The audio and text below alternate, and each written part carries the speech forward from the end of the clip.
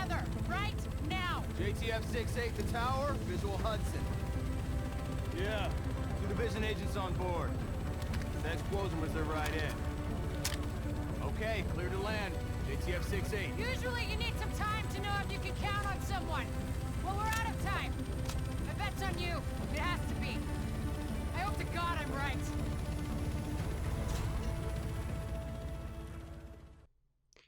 Hey guys, this is ArcVision, and it's finally come and gone. Tom Clancy's The Division beta. The beta was last weekend, Friday through Monday, but they extended it 24 hours. And some of the footage that I got.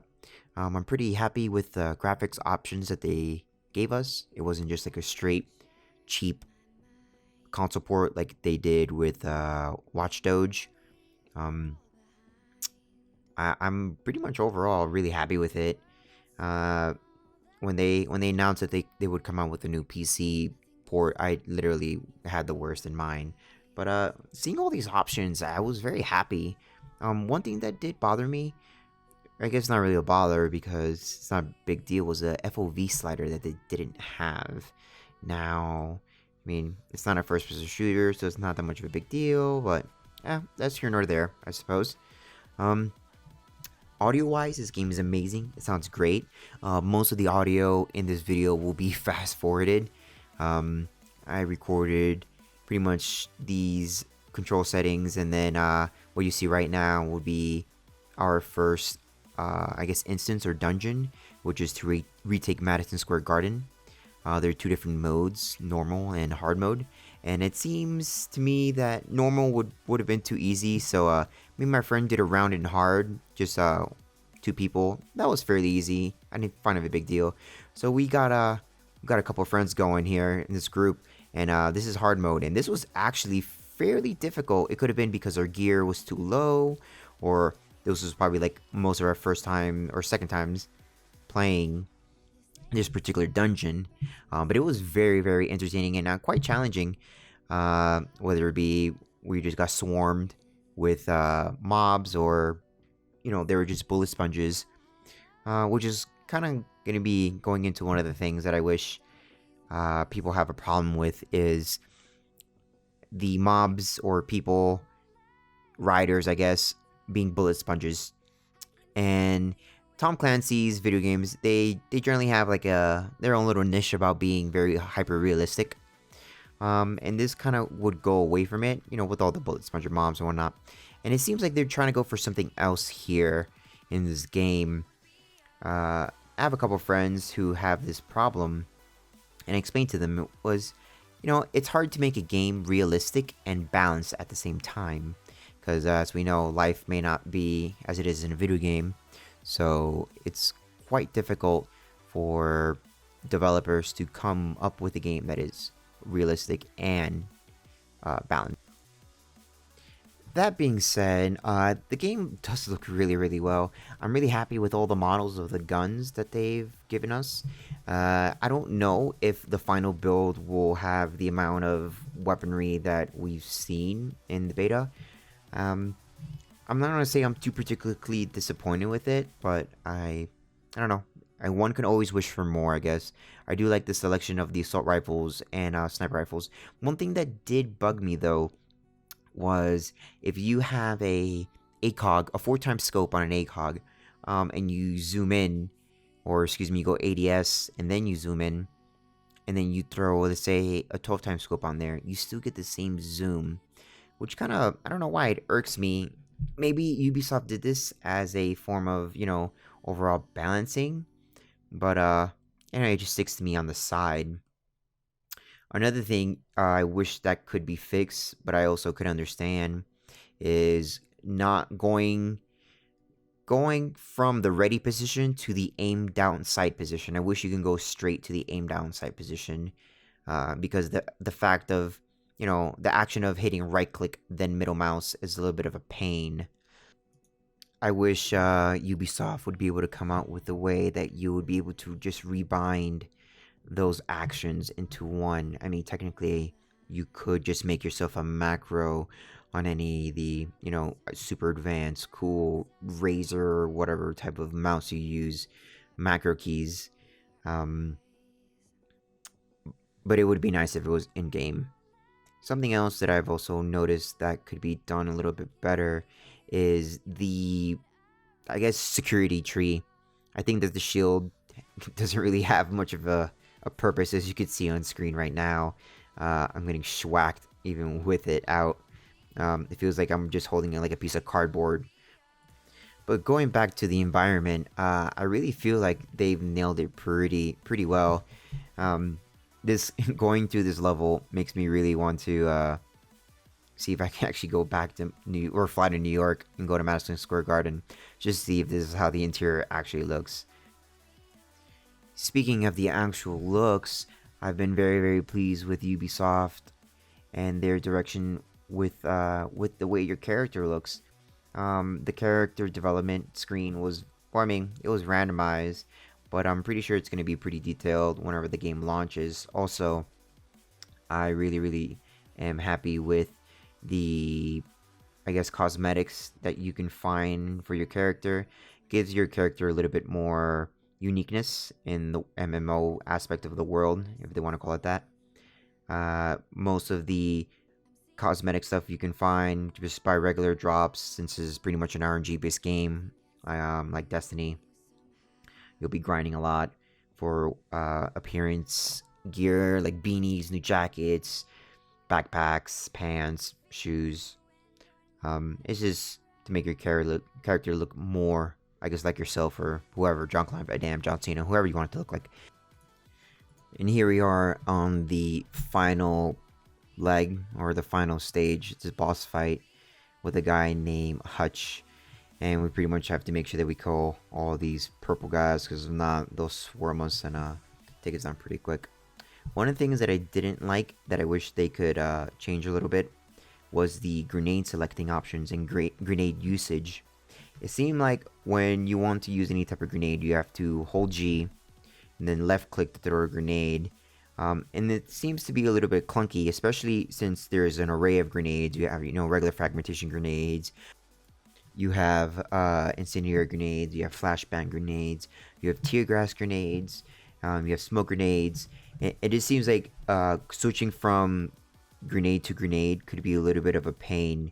What I ended up doing was rebinding the G key, which is the default for grenade, to my mouse button 4, which if you have the extra 2 mouse buttons on the side, it's the top one.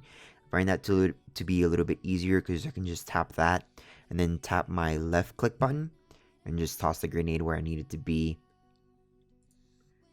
Which leads me into using abilities such as your med gun. For some odd reason, whenever you shoot the med gun, it takes you out of cover, which leaves you very vulnerable. And generally, when you're using the med gun, you don't want to be any more vulnerable than you already are, because it means you're probably about to die. Hence why you're firing the med gun. I wish little things like that could be fixed, but those are quality of life issues. The footage I have going on now, it's all, for the rest, is in the dark zone. I got into a group with 2 of my friends, and we're pretty much assaulting these rogue players. Whenever you deal a certain amount of damage to another, I guess, random player in the dark zone, you end up disavowing the division and becoming rogue, where you get marked for rogue status. As you can see, their names are in red, and they have a little skull above them. Now, their lines above the skulls are little notches that will dictate your rogue rank. And pretty much what ends up happening is you become marked on everyone's map, and it's pretty much you versus everyone up to a certain point. Whenever you die in the dark zone, you drop the little yellow bag that most people are carrying. Right here, I'm shooting this guy because he shot one of my teammates. This is one of the things that Ubisoft may want to look into. It could be just the damage of the gun, but I literally almost dumped the whole entire mag into that dude. Whenever you die, going back, whenever you die in the dark zone, you drop the yellow backpack you have, and it's all your loot is gone. Also, on the top right hand corner, as I just ranked up to rank 11, you lose some rank if you die, and you also lose Dark Zone currency, which is it's its own special type of currency that you use to buy probably, can only assume, some of the best gear that you'll be able to find in the game if you're good enough at the player versus player part of it. I can only assume that that's how it should be, at least. If you're good at PvP and you're in the Dark Zone, you should get rewarded for it. Now, I don't know how Ubisoft is going to deal with the player versus enemy, or player versus environment, however you like to call it, section of it. If there's going to be like end-game raids where you need like a full group, or you need multiple groups to complete a certain objective or not. That's still, to be told. Ubisoft does have another beta coming in later in the month of February, so we'll see how that works out. Here, anytime you get any loot from any sort of, pretty much anything, it has to be extracted by helicopter. So as you see, this guy starts shooting one of my guys, and unfortunately I started loading into him a little bit too soon and I go rogue. But these spots become hot zones as soon as you call an extraction to extract your gear out. Players start coming out of nowhere. As you remember earlier, I was talking about your rogue and your rogue rank. Right now I'm rank 1, and you see I have a lovely timer that I have to pretty much survive. And if I die with that timer on, whoever kills me ends up getting a portion of whatever my rank and my money is. Also, if I'm carrying any Dark Zone keys, which are used to, ironically, open Dark Zone chests, they get a portion of that too, depending on my rank. I think the rogue system is pretty well made. I wish it can be tweaked a little bit better.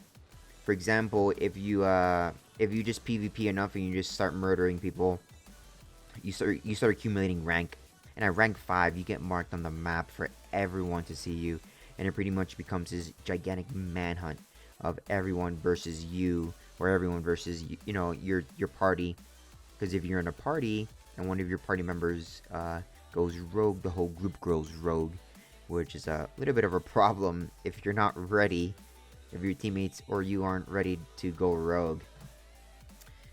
There's a massive bounty that gets put on your head when you're rank 5.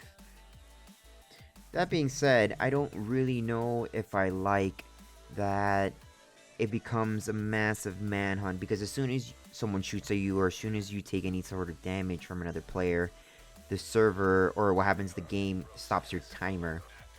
So essentially, all one player needs to do is shoot you once to stop your timer as he awaits for backup.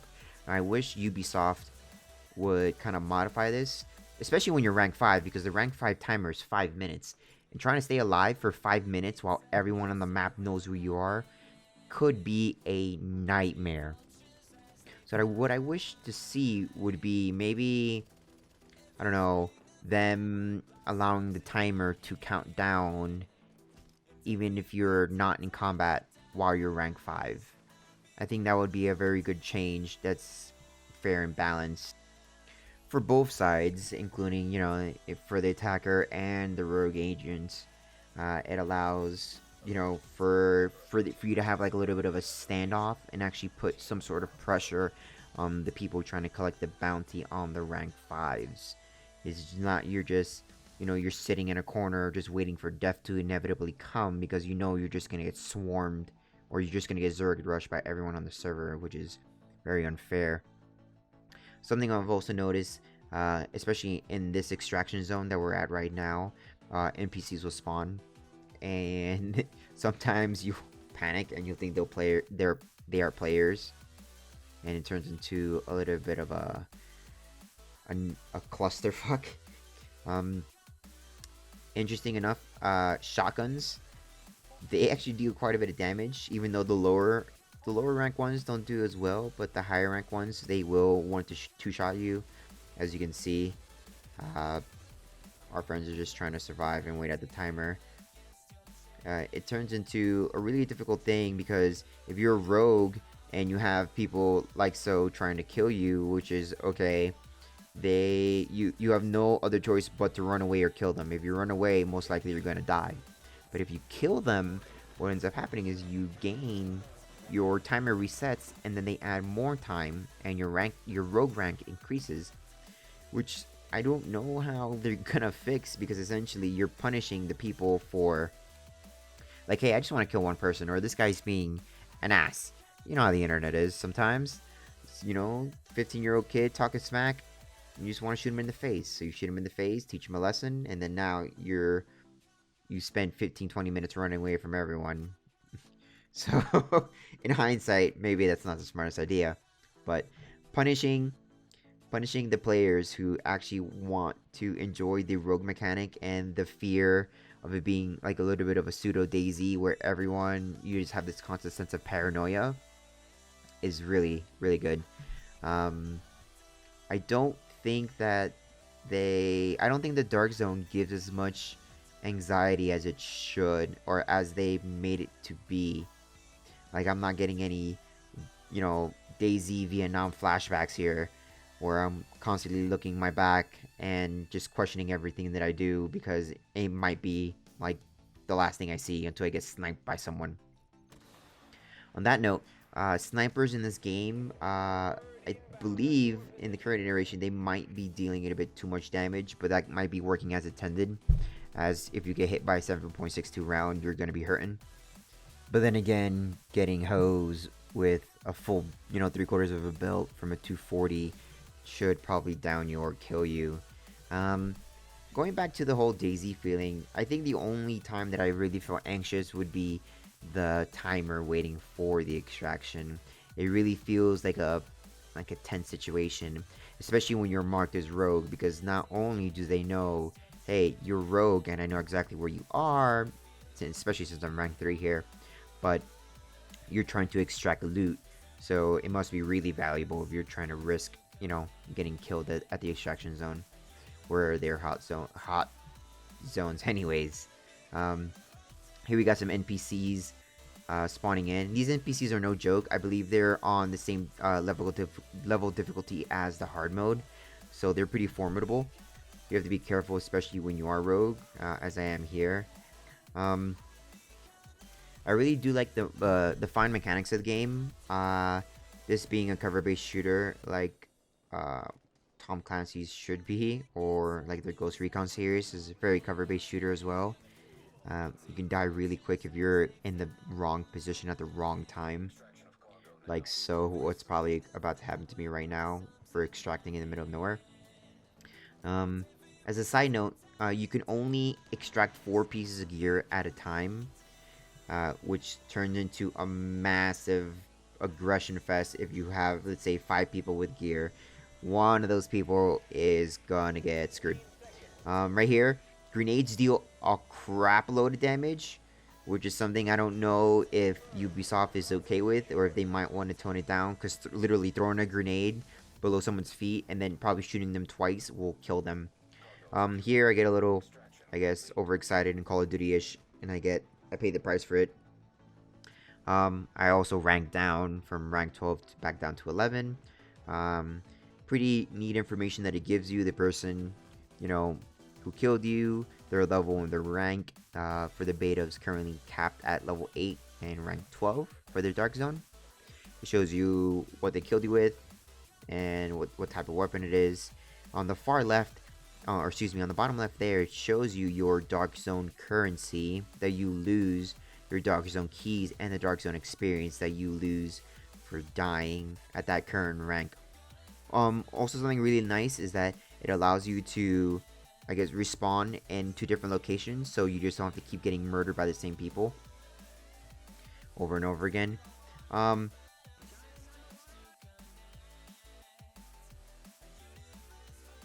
Cool thing here, I get to drop on these 2 guys, and this is overlooking that parking garage that I was before. It's a very, very popular spot in the beta. I got some guys covering me from the parking garage, which helps me take out both of these 2 guys. As you see, I neutralized both rogue agents, and I get a whole bunch of funds for it, and a whole bunch of rank, which is awesome. Rogue agent neutralized. This is pretty much me after getting most of the high level gear, just in trying to enjoy the PvP from now on, because I already did all the content. Like, I lagged there for a little bit. I don't know if it's just his client or the servers. The server's been really well. I haven't had any real problem with the lag. And for the most part, the community seems pretty good, especially when you're hunting down level 5 rogues like we're doing right here. This is a really good tactic if you're a rogue to camp the top of a ladders. Yeah. It allows pretty much a massive choke point for you to guard. I don't know what I was doing here. I was going full retard. And then I see that they're pushing, so I go in and throw a napalm grenade. And it's to show you that guy on the right there is using that shield, but I don't know how the shields... I don't feel like the shields really work here. So here, that guy kills him, and by accident... But I do like that if you do by accidentally hit someone, you only get tagged with a 10-second timer. Those guys actually were really cool. They realized that it was by accident. Here I'm showing you guys how strong the grenades are. It literally just shot that guy twice. Here's the second time that server instability has kind of got me questioning everything. And to close it all up, there's been I guess a glitch or a bug that people have been talking about, where if you were able to go out of bounds, the game pretty much kicks you back to a safe house. Now there's a checkpoint and a vendor that sells gear.